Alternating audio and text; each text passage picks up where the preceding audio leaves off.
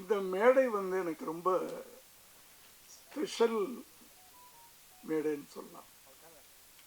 இன்னும் சொல்ல போனா பிளஸ்டு ஸ்டேஜ், ஆசீர்வதிக்கப்பட்ட மேடை அப்படின்னு சொல்லலாம். ஏன்னா நான் உட்கார்ந்துருந்தது கத்தோலிக்க திருச்சபையின் தலைமையிடம் ரோம். அங்கிருந்து நான் 2 தரம் போயிருக்கிறேன். அங்கிருந்து இந்த விழாவுக்கு வந்திருக்கின்ற குருவின் பக்கத்தில் நான் உட்கார்ந்துருக்கேன். இந்த பக்கம் சினிமாவுடைய சரித்திரம் லெனின் சார். இங்க 2 பேருக்கு மத்தியில் நான் உட்கார்ந்துருக்கிறேன்.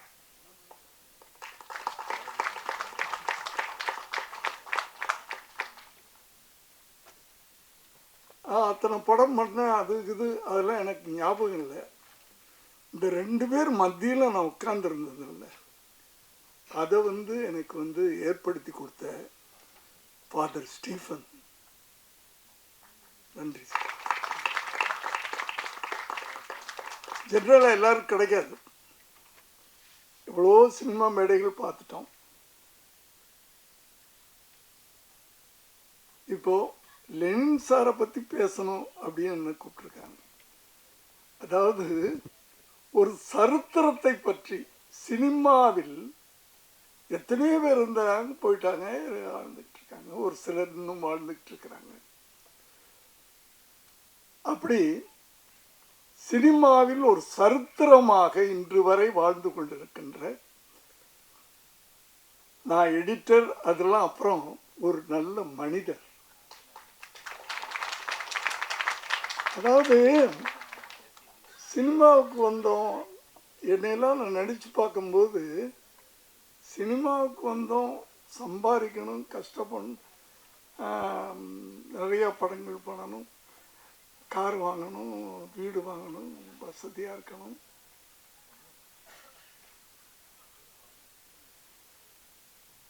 அசிங்கமாக இருக்கு அது நினைக்கும்போது. சினிமாவை ஒரு தவமாக எடுத்துக்கொண்ட ஒரு சிலரில் லெனின் சார்.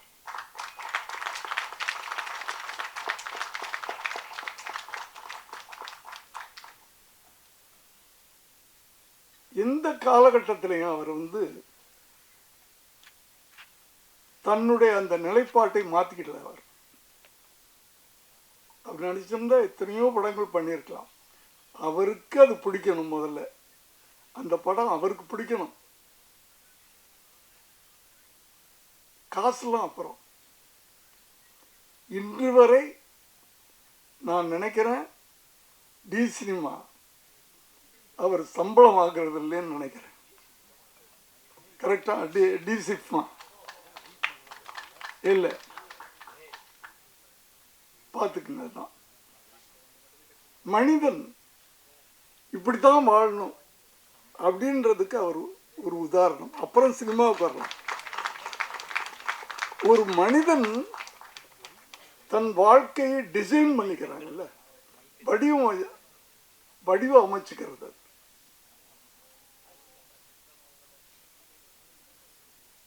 அப்படியாப்பட்ட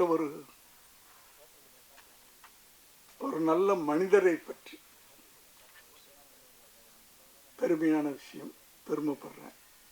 அதுக்கு பிறகுதான் அவர் ஒரு எடிட்டராக பார்க்குறேன். இந்த மனிதன் ஒரு எடிட்டர். எந்த காலம் பார்த்தீங்கன்னு நினைக்கிறேன், அந்த மூவியாலான்னு சொல்லுவாங்க, அந்த தூண்டு ஸ்க்ரீனில் பார்ப்போம். அந்த மூவியால் அவர் லைஃப் ஆரம்பிச்சிருக்கு எடிட்டராக. அதுக்கப்புறம் பல பரிமாணங்கள் வந்துருச்சு. அத்தனையும் அவர் அடாப்ட் ஆகிட்டார். அதான் அந்த எடிட்டிங் ஸ்டைல் மாற மாற மாற, டெக்னாலஜி மாற மாற மாற தன்னையும் அவர் மாற்றிக்கிட்டு இன்று வரை எத்தனை பேரை உருவாக்கிட்டு இருக்காரு அப்படின்னு நினைக்கும்போது ஒரு குருவாக நீங்கள்லாம் பெருமைப்படணும். அதாவது டி சிஃப்மா அதை பற்றி சொல்லணும்னா இப்போ நிறையா நான் வந்து பர்டிகுலராக எதையும் சொல்ல, நிறையா வந்து ஃபிலிம் இன்ஸ்டியூட் நிறைய வந்துடுச்சு. ஆனால் ஸ்டீஃபன் சார் பண்ணிக்கிட்டு இருக்கிறது வந்து நான் அவர்கிட்ட கொஞ்ச நாள் தான் நான் பழகியிருக்கேன், 1 வருஷம் பழகியிருக்கேன்னு நினைக்கிறேன். அந்த 1 வருஷ காலத்தில் அவர் இதை ஒரு வியாபாரமாக அந்த நோக்கத்தில் அந்த டிசிமாவை அவர் நடத்தலை. முதல்ல ஒரு சர்வீஸாக எடுத்துக்கிட்டார். அந்த சர்வீஸுக்கு ஒரு நல்ல மனிதன் பில்லராக இருக்கார், லெனின் சார். அதனால் மறுபடியும் நான் சொல்லிக்கிறது பெருமையாக இருக்கிறது. அப்படியாப்பட்ட இந்த விழாவில் நான் கலந்துக்கிட்டது ரொம்ப நல்ல விஷயம். அடுத்தது இங்கு இன்று இந்த 3வது பட்டமளிப்பு விழா, அதில் இன்னைக்கு அந்த பட்டம் வாங்கிய அத்தனை பேருக்கும் என்னுடைய வாழ்த்துக்கள். ஒரு நல்ல கலைஞர்களை நீங்க உருவாக்குறீங்க சார், உங்களுக்கு நன்றி. ஏன்னா ஒரு பானை சோத்துக்கு ஒரு பாதம் ஒரு சோறு தான் அப்படின்னு அந்த காலத்துல இருந்து சொல்லிக்கிட்டு இருப்போம். 3 ஷார்ட் ஃபிலிம் பார்த்தோம், 3 விதமான. ஆனால் இதில் எனக்கு ஒரு ஆச்சரியமான விஷயம், சினிமா ஆரம்பித்தது வந்து ஊமை படம்னு சொல்லுவாங்க, டைலாக் இருக்காது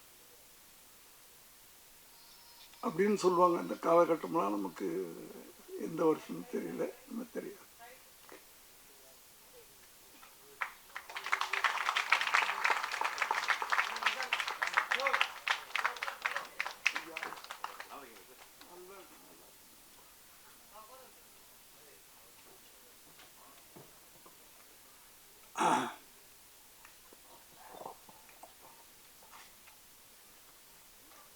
அப்படி ஊமை படமாக இருந்தாலும் வசனங்கள் இல்லைன்னாலும் நம்ம புரிந்து கொள்ளக்கூடிய அளவுக்கு அந்த காலத்தில் அந்த ஊமை படங்கள் இருக்கு.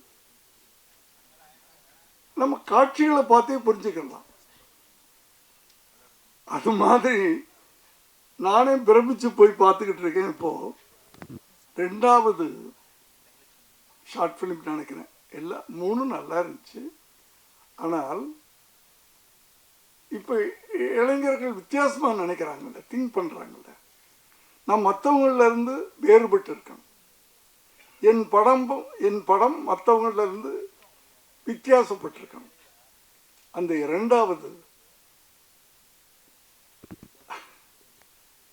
என்ன உணர்வு பூர்வமான ஒரு அந்த அந்த ஷார்ட் ஃபிலிம் குறும்படம் நமக்குள்ள ஒரு பெரிய பாதிப்பை ஏற்படுத்தின ஒரு, அவருக்கு ஸ்பெஷலாக என்னுடைய வாழ்த்துக்கள். மற்றவங்களெல்லாம் நான் வாழ்த்துறேன். ஆனால் ஒரு ஒரு வித்தியாசமான ஒன்று பார்க்குறோம். ஃபீல் இப்போ ஜென்ரலாகவே வந்து இப்போ படங்களில் என்ன மிஸ் ஆகுது அப்படின்னு சொன்னால் உணர்வு, ஃபீலிங்ஸ். மற்ற பிரம்மாண்டமாக எடுக்கிறாங்க, அவங்களையெல்லாம் குறை சொல்ல புதுசாக திங்க் பண்ணுறாங்க. ஆனால் அந்த ஒரு படம் பார்க்கும்போது ஒரு நூல் இழை ஆரம்பத்திலேருந்து கடைசி வரைக்கும் ஒன்று ஓடிக்கிட்டு இருக்கும். அதுதான் ஃபீல். அந்த ஃபீல், அந்த நூல் தான் வந்து அந்த உணர்வோடு நம்ம வந்து நம்மளை அதுக்குள்ளே அந்த படம் பார்க்குறோம்ல, அந்த படத்துக்குள்ளே நம்மளை கொண்டு போய் அப்படியே எல்லாத்தையும் மறந்துட்டு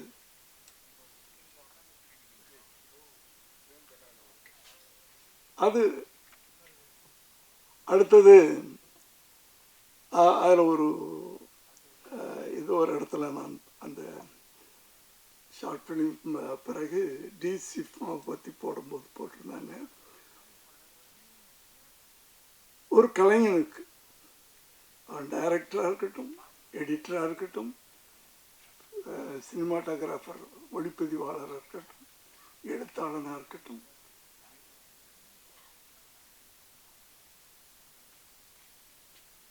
நல்ல வார்த்தை இருந்துச்சு.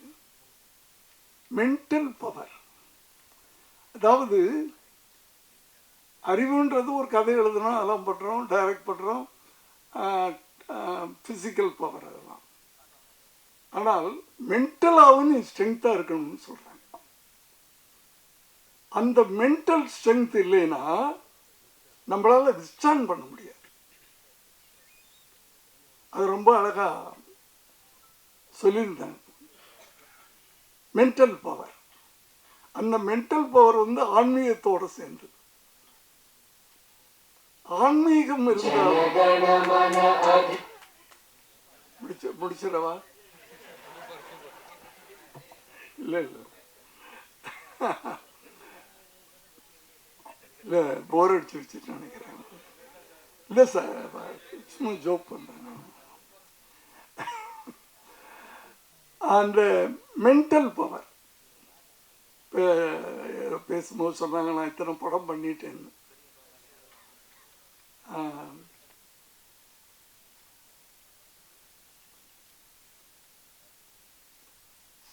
91 சட்டம் ஒரு 81 சட்டம் ஒரு ரிலீஸ் ஆகுது. உழைச்சிக்கிட்டே இருக்கேன், படம் பண்ணிக்கிட்டே இருக்கிறேன். 90 ஒரு சின்ன கேப்பு விழுந்துச்சு. அத்தனை மொழிகள்லையும் படம் பண்ணிக்கிட்டு இருக்கிறேன். சரி, நான் எத்தனை படம் பண்ணேன்னு கணக்கு இல்லாமல், பட் அந்த 9 வருஷம் கழித்து 90 உட்காந்து என்னென்ன அப்போ தான் பார்க்குறேன் என்னென்ன படம் பண்ணேன். 52 படம் முடிச்சிருக்கிறேன் 9 வருஷத்தில். இது என்னுடைய ஃபிசிக்கல் ஸ்ட்ரென்த்னால கிடையாது, அதுக்கு சொல்ல வரேன் நான். ஃபிசிக்கல் ஸ்ட்ரென்த்னால 50 படம்னா வருஷத்துக்கு ஏறக்குறைய 5.5 படம் 6 படம். அப்போ 2 மாதத்துக்கு ஒரு படம். 2 மாதத்தில் ஒரு கதையை திங்க் பண்ணி, அது ஸ்க்ரீன் ப்ளே பண்ணி, டைலாக் எழுதி, ஷூட்டிங் போய் போஸ்ட் ப்ரொடக்ஷன் பண்ணி ரிலீஸ் பண்ண. எப்படி பண்ண? அதுதான் மென்டல் ஸ்ட்ரென்த். அதுதான் சொன்னாங்க. ஃபிசிக்கல் ஸ்ட்ரென்த் மட்டும் பத்தாது, மென்டல் ஸ்ட்ரென்த். ஏன் தமிழை தவிர எனக்கு எதுவுமே தெரியாது, இங்கிலீஷோட சரியாக தெரியாது. ஃபஸ்ட்டு தெலுங்கு போகிறேன், ஒரு வார்த்தை தெரியாது. பெரிய ஸ்டார் சிரஞ்சீவியோட படம் பண்ணுறேன். அசோசியேட்னு ஒருத்தரை வச்சுக்கிட்டேன். டைலாக் எனக்கு தெரியாது. ஃபஸ்ட்டு ஷெட்யூல் அவரை டிபெண்ட் பண்ணுறேன். ஒரு நாள் திடீர்னு கட்டுன்னு அவர் சொன்னார். அசோசியேட் டைரக்டர் கட்டுனார். எனக்கு ஒரு மாதிரி இருந்துச்சு. நான் டைரக்டர், ஸ்டார்ட் கட்டு நான் சொல்லணும். அவர் கட்டுனார். கூப்பிட்டு மெதுவா, எதுக்கு கட்டு சொல்ல சார், டைலாக் தப்பா இருக்கு. நான் சிரஞ்சீவி சார்கிட்ட போய், சார் எனக்கு 2 மாதம் டைம் கொடுங்க கேப் அப்படின்னு கேட்டேன்.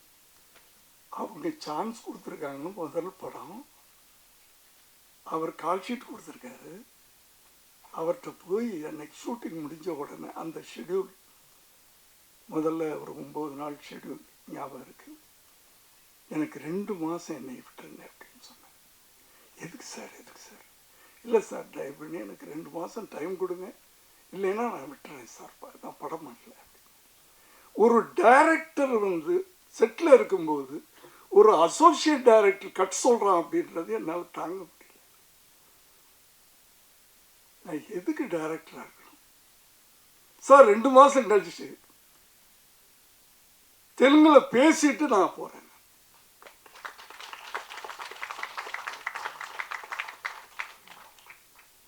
ரெண்டாவது படம் அவரோடைய படம் பண்ணுறேன். தெலுங்குல நான் அவருக்கு டைலாக் சொல்லி கொடுக்குறேன், அசோசியேட்டாக.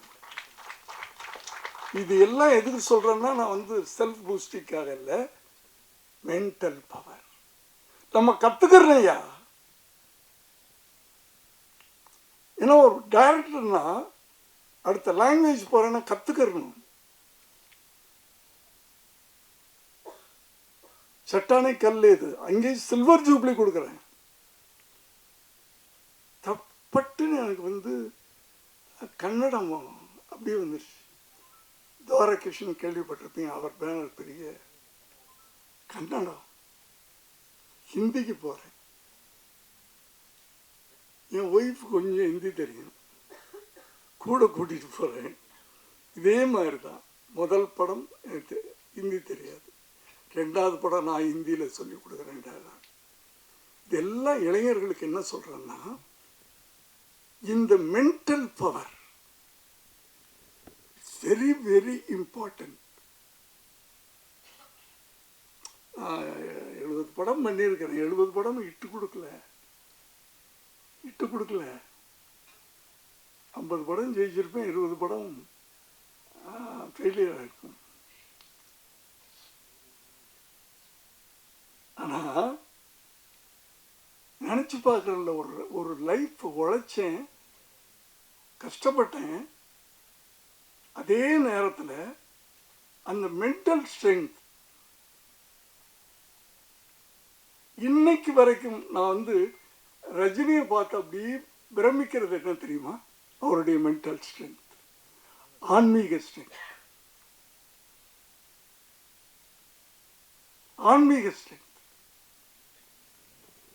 இதை இளைஞர்கள் நீங்கள் வளர்த்துக்கிட்டீங்கன்னா, ஏன்னா ஏதோ ஒரு நல்ல விஷயம் சொல்லணும், மேடை கிடைச்சா அதை நான் யூஸ் பண்ணிக்கணும்னு நினைப்பேன்.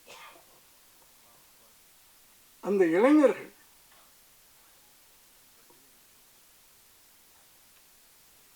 லெனின் சார்ட் அது இருக்குது. அந்த ஆன்மீகம் எடுத்த உடனே யாரை போட்டாரு? அவர் லைஃப்ல புத்தரை போட்டார். அவரே ஒரு புத்தர் தான். அதாவது வெற்றிகளை அவர் தலையில வச்சுக்கல. இந்த ஒரு ஒரு வாழ்க்கை சரித்திரமா இருந்து வாழும்போதே அவர் சரித்திரம் சார். வாழ்ந்த பிறகு சரித்திரம் படிச்சு ரொம்ப பேர், வாழும்போதே அவர் சரித்திரமா இருக்கார். காரணம் என்னன்னா, அவர் தன்னுடைய திறமை, அந்த வெற்றி இதையெல்லாம் தலையில வச்சுக்கல. நம்ம 2 படம் சக்சஸ் ஆன உடனே டப்புன்னு தலை காணாமல் போயிடுது. நமக்கு தலைன்னு ஒன்று இருக்கிறதே காணாமல் போயிடுது, இல்லைன்னா கனமாயிடுது. நமக்குன்னு எல்லாரையும் நான் சொல்ல எனக்குன்னு வச்சுக்கிறேன். அப்புறம் அதுவே கான்ட்ரவர்சி ஆகி போகுது.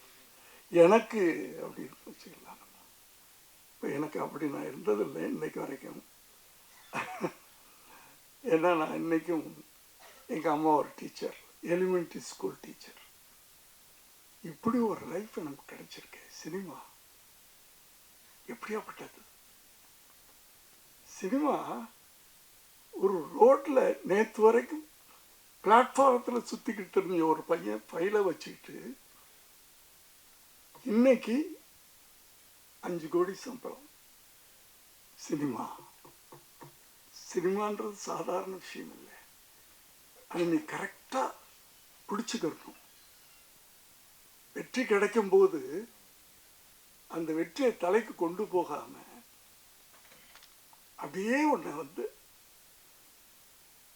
அடுத்து வெற்றி கொடுக்கணும், அடுத்து அதை விட வெற்றி கொடுக்கணும். சங்கரை சொல்லுவாங்க எல்லாரும், அவ்வளோதான், அவர் இட்டு கொடுத்துட்டாரு, அடுத்த படம் அவரால் முடியாது, அடுத்த படம் அவருக்கு அதை விட அடுத்த வெற்றி. அதுதான் முதல்ல ஒரு வெற்றி கொடுக்குறாங்க வர்ற இளைஞர்கள். அடுத்து அவங்களுக்கு சூப்பர் ஸ்டார்லாம் கிடைச்சிட்றாங்க, அதை வச்சு வெற்றி அடைகிறாங்க. 2 படம் 3 படம் அப்புறம் காணாமல் போயிடுறாங்க. அப்படி இல்லை. அதுக்கு தான் வேணும்னு சொல்கிறேன். உங்களை நீங்கள் மென்டல் ஸ்ட்ரென்த் பண்ணிக்கிங்க தயவு பண்ணி. இந்த இளைஞர்கள்லாம் இங்கே, அதாவது ஒரு நல்ல ஆன்மீக சூழ்நிலை ஒரு குருமார்கள் நடத்துகின்ற ஒரு இன்ஸ்டியூட்ல நீங்க படிக்கிறீங்க. அதனால வெறும் நம்ம பட்டம் வாங்கணும் அப்படின்னு இல்லாம, அந்த நான் சொல்றது I am not talking about religion.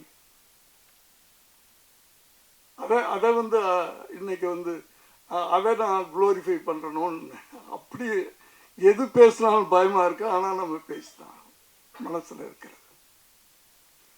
நான் ஆன்மீகம் தான் சொல்றேன், ஆன்மீக பவர். எந்த மதத்தையும் நான் சொல்லல. அந்த ஆன்மீகம்ன்றது வந்து மதங்களை எல்லாம் கடந்தது. அதுக்கு ஜாதி தெரியாது, மதம் தெரியாது, இனம் தெரியாது. ஆன்மீகம் ஸ்பிரிச்சுவல். அதனால நான் வந்து தப்பா எடுத்துக்காதீங்க யாரும்.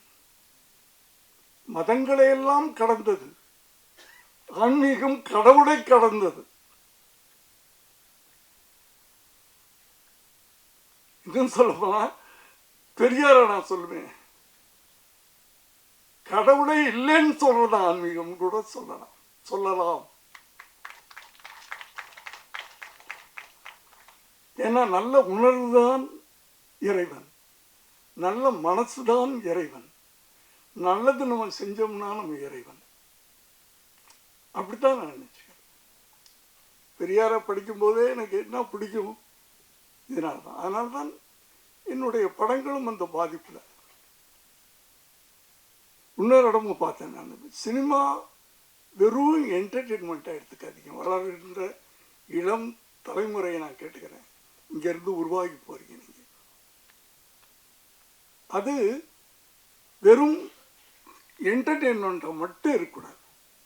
உன்னால இந்த சமுதாயத்துக்கு ஏதாவது ஒன்று சொல்லுப்பா. 2 மணி நேரம் படத்துல, 2.5 மணி நேரம் படத்துல 2.25 மணி நேரம் நீ என்டர்டெயினிங் சொல்லு. அந்த கடைசி 10 நிமிஷத்துல ஏதாவது ஒன்று நாட்டுக்கு அது நல்ல விஷயங்கள், அது அரசியலா இருக்கட்டும், சமூகமா இருக்கட்டும், மதமா இருக்கட்டும், எதுவா இருக்கட்டும், நல்ல விஷயங்கள் சொல்லுங்க. ஏன்னா சினிமா மாதிரி ஒரு பவர்ஃபுல்லான மீடியா கிடையவே கிடையாது, கிடையவே கிடையாது. எப்படி பவர்ஃபுல்லான ஒரு உதாரணத்துக்கு ஒன்று சொல்றது, இந்த ஜெனரேஷனுக்கு தெரியாது. நமக்குள்ள ஒரு சோசியல் கான்சியஸ், சமூக அக்கறை. நான் எந்த கட்சியும் கிடையாது இன்னைக்கு வரைக்கும். இப்ப வேணா இருக்கலாம், ஒரு கட்சியில சேர்ந்துட்டேன் நான்.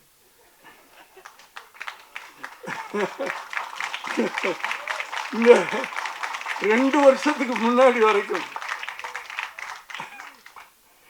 இப்ப நான் தாவேக்கா இல்லைன்னு சொல்ல, 2 வருஷத்துக்கு முன்னாடி வரைக்கும் நான் எந்த கட்சியிலும் இல்லை. ஆனா எனக்கு அறிஞர் அண்ணாவை பிடிக்கும், பெரியாரை பிடிக்கும், கலைஞரை பிடிக்கும். எனக்கு இந்த 1987 கலைஞரை வந்து அரெஸ்ட் பண்ணி கொண்டு போனாங்க. எனக்கு கஷ்டமா இருந்துச்சு. ஏன்னா கலைஞரை நான் அண்ணன்னு கூப்பிடுவேன். என் அண்ணனை அரெஸ்ட் பண்ணிட்டு போறாங்க, கஷ்டமா இருந்துச்சு. 3வது நாள் கலைஞரின் நீதிக்கு தண்டனைன்னு கதை நான் விளம்பரம் கொடுக்குறேன். அப்போ அவர் எதிர்கட்சி தலைவராக இருந்தார். எம்ஜிஆர்ன்ற ஒரு பவர்ஃபுல் பவர் ஆண்டுகிட்டு இருக்கு. கலைஞரின் நீதிக்கு தண்டனைன்னு தந்தியில நீங்களாம் அந்த ஜெனரேஷன் பார்த்துருப்பீங்கன்னு நினைக்கிறேன். ஃபுல் பேஜ் விளம்பரம். ராதிகாவை தூண்ல நிற்க வச்சு கலைஞரை வந்து ஜெயிலுக்குள்ள போட்டு கலைஞரின் நீதிக்கு தண்டனைன்னு படம் எடுக்கிறேன். ரிலீஸ் ஆகுது, சிஎம் கூப்பிட்டு விடுறாரு. எப்படி இருக்கும்? தப்பு நடக்குதுயா. நான் சொல்றேன், சினிமால எங்கிட்ட ஒரு ஆயுதம் இருக்கு, அதை நான் யூஸ் பண்றேன். என்ன நடந்தாலும் பரவாயில்ல. இப்பெல்லாம் அப்படி எடுக்க முடியாது.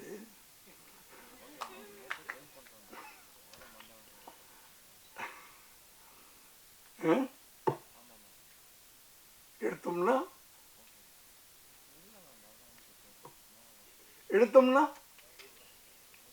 யாராவது சொல்லுங்க, தைரியமா இருக்கிறவங்க ஒருத்தர் சொல்லுங்க. எடுத்தோம்னா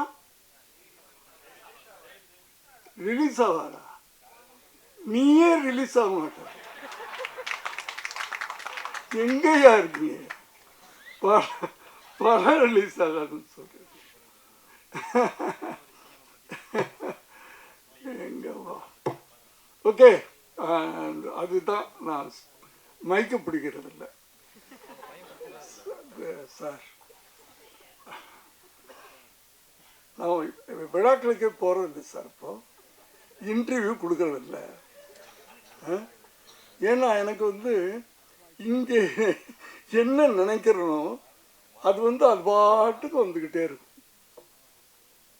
அப்படியே நான் என் சினிமாக்களும் அப்படித்தான், என்னுடைய சுய வாழ்க்கையும் அப்படித்தான். நீங்கள் கூட மாட்டி விட்டீங்க. ஓகே,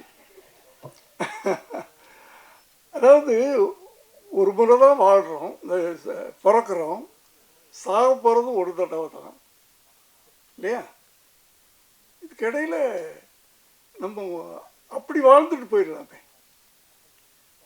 எதுக்கு தினம் பயந்துட்டு வாழணும்? எதுக்கு தினம் பயந்துட்டு வாழணும்?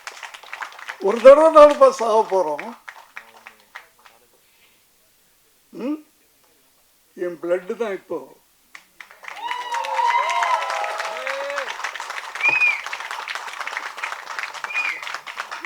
ஜீன் தானே, ஜீன் தானே. எங்கெங்கோ போயிட்டேன், எங்கெங்க வந்துட்டேன், சாரி. லெனின் சார், ஜீன்னு சொன்னோன்னே லெனின் சார். பீம்சிங்கை பற்றி இந்த ஜென்ரேஷனுக்கு தெரியாது. நான் படங்கள்லாம் பார்த்துருக்கேன். ஒவ்வொரு படத்துலையும் அந்த குடும்ப உறவுகள் இப்போ குடும்பமே கிடையாது. புருஷன் பிள்ளை கூட அந்த 18-20 வயசு வரைக்கும் சம்பாதிக்க ஆரம்பிச்சிட்டான்னா இதுதான் குடும்பம்னு ஆகிப்போச்சு. அப்போ எப்படின்னா குடும்பம் எப்படின்னா, அப்போல்லாம் அப்பா, அம்மா, தாத்தா, பாட்டி, மாமே, மச்சான், அக்கா, அந்த உறவுகளில் என்ன போச்சு அண்ணே? நீங்கள் சிரிக்க வச்சுக்கிட்டே இருப்பீங்க. படங்கள் அப்போல்லாம் ஒரு என்னதான் அதில் என்டர்டெயின்மெண்ட் அது இது இருந்தாலும் அது ஒரு பாடமாகவும் இருந்துச்சு. இப்போ வரும் படங்களாக. ஸோ இளைஞர்களை கேட்டுக்கிறேன், எடிட்டர்ஸ் வர்றவங்க, நானும் ஒரு லெனின் சார் மாதிரி எதிர்காலத்தில் வரணும் அப்படின்னு நினச்சிங்க. ஒவ்வொரு கலைஞனும் அப்படி வரணும்.